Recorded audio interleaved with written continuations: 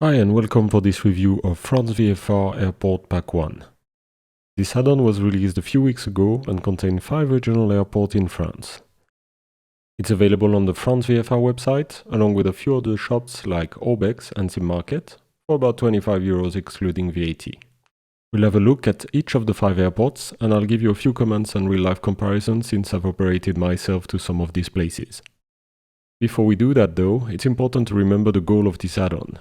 The developers have been very open about wanting to develop these less popular airports for a very competitive price, and have decided from the beginning to have a couple of priorities: the accurate position and depiction of airport buildings, the accurate layout of taxiways and apron markings, and reworked runway profiles. As such, we should not expect an add-on that is aiming to be flashy with nice terminal interiors and transparent glass.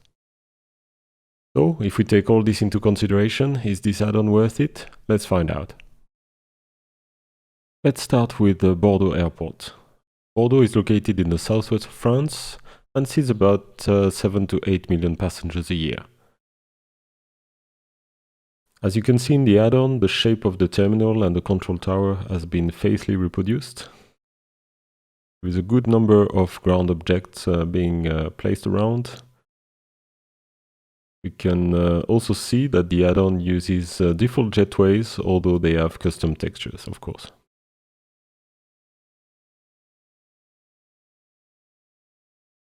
Now we can see one of the first limitations of this add-on, of course, is that there is no transparent glass used in the terminals. The textures used instead are quite faithful and true to life. However, they are not up to par with some other add-ons that use 4K textures. Here is the second part of the terminal, as you can see, also using default jetways. And now we're having a look at the low-cost terminal. This is not the best looking terminal ever, and it's also the case in real life actually.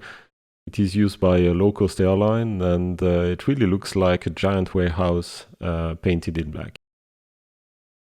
Now we have a look at the general aviation side of the airfield, just north of the ATC Tower. There is a good number of hangars displayed here. The only thing I would say is that the quality of the textures is a bit uneven at times, where some hangars will feature higher resolution than others.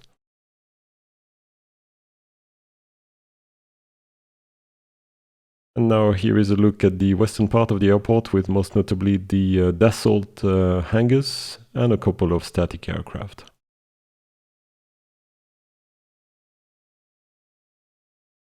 Here is the airport at night time. Actually, the night lighting is fairly well done in terms of lighting up the ramp. There again, here we can see the previously mentioned limitations, of course, of this add-on is that it doesn't use transparent glass, so the developers have opted to use tinted textures instead. And here is a look at the final on the ILS 23. As you can see, there is a good number of custom buildings and objects being placed around. The quality of the aerial image used for the platform is also really good, and the lightings used for the approach lighting, touchdown lighting, are all true to life. And now looking at final runway 05, as you can see, the final crosses a highway. The runway and its display threshold are depicted as in real life. And here is a quick look at runway 29. That is the shorter runway, about 2,400 meters. In real life, it's really rarely used. However, depiction here with the forest to the west of the airfield is also true to life. And now let's have a look at Brest Bretagne Airport. Brest is located in the western part of Brittany in France and sees about 1 million passengers a year typically. Here is a close-up view of the terminal. As you can see here, once again, textures are used instead of transparent glass, and also default jetways have been used here. Here is a close-up of the air traffic control tower that is really well modeled once again. And here is a close-up look at the older part of the terminal, which is quite colorful. Finally, look at the general aviation side of things. Quite a few hangars here. Suffering from the same problem as in Bordeaux, actually. Some of the textures are more crisp than others. Here is a nighttime view. Same as in Bordeaux here, tinted textures have been used. However, the apron is lighted up nicely. And here's a look at the final runway 25 left. You can notice the approach lighting system that is true to life. We can also see the reworked runway profile with a marked increase in the slope towards the center of the runway. Here is final runway 07 right.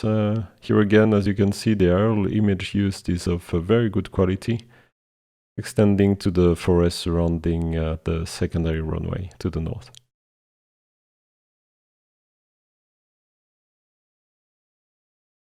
And now let's have a look at Montpellier Airport, located in the south of France. It's an airport that is just short of 2 million passengers a year. The developers have done a really good job at reproducing the air traffic control tower. There is a nice variety of buildings, and of course they all use the textured glass that we talked about before. There is a close-up view of the jetways used. Once again, default jetways that worked exactly as in the default airport.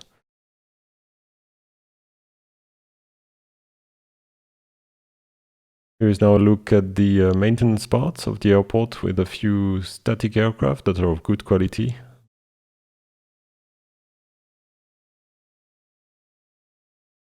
Montpellier Airport has a couple of flying schools on its platform, and also the hangars of the DGAC, the French Aviation authorities, as you can see here. Here is another school called ESMA, also located in Montpellier.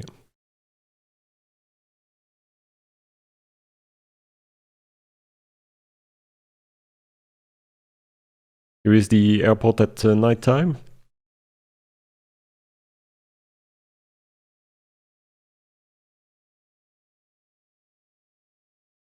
Here's a view on the final runway 30 right. Here once again the quality of the aerial image is top-notch. Here's another look at the secondary runway.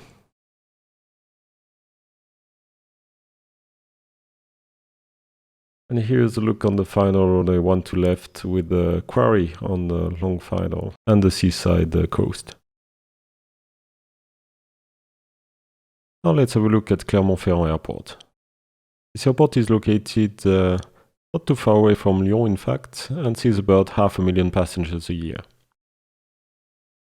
The main passenger terminal in Clermont-Ferrand features an elongated pier that is quite well reproduced. As per the previous airport, there is a good number of ground objects cluttered around. The apron markings are also true to life. And as you can see, the textures used are not the highest quality, but they do the job when you use the airport to fly online or various IFR flights. And here is a look at the air traffic control tower. Once again, very good job at depicting the real-life building here. And I'll give you a close-up view at the rest of the apron here.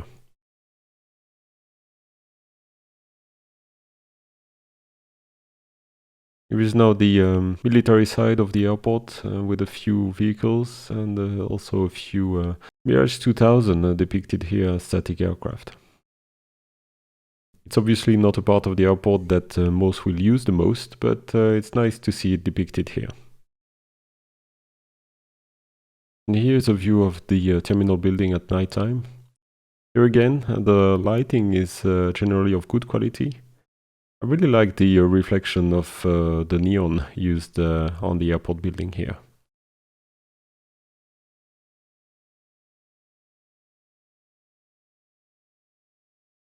Now here is a view on the final runway 26. As you can see, it crosses quite a big highway. It's quite a well-equipped runway with approach lighting systems, touch-on lights and PAPIs. Once again, you can see the really nice quality of the aerial image being used here. And here is now the final of runway 08. As you can see, far more buildings on this side, also crossing a highway. And here's a quick look at the runway profile now with a marked downslope towards the center of the runway. Let's now have a look at Strasbourg Airport. Strasbourg is located in the east of France, and it's an airport that seats about 1 million passengers a year. As usual, here we start with a close-up view of the main terminal. The terminal has quite a distinct shape in real life, and this is well reproduced here. As you can see, the apron markings are really detailed and, as usual, true to life. Here's a view of the air traffic control terminal, once again really well modeled, and here featuring transparent glass too. And here is a view now of the general aviation ramp, and as you can see, there's a few good quality static aircraft being used here.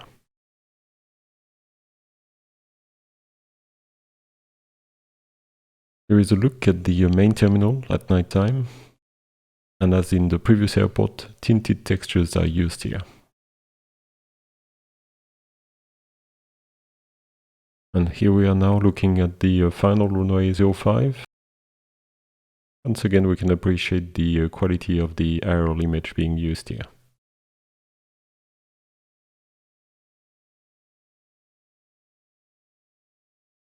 And here is the view on final runway 23.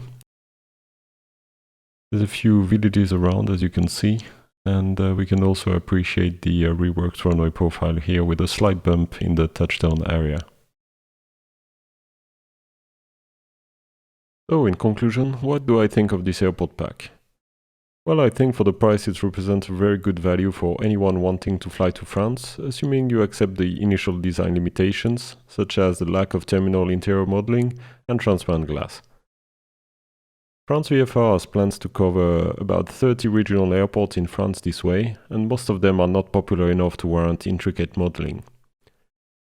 And despite the good amount of freeware add-ons being developed these days, for many airports this will probably be the best representation we will ever get of them in the sim.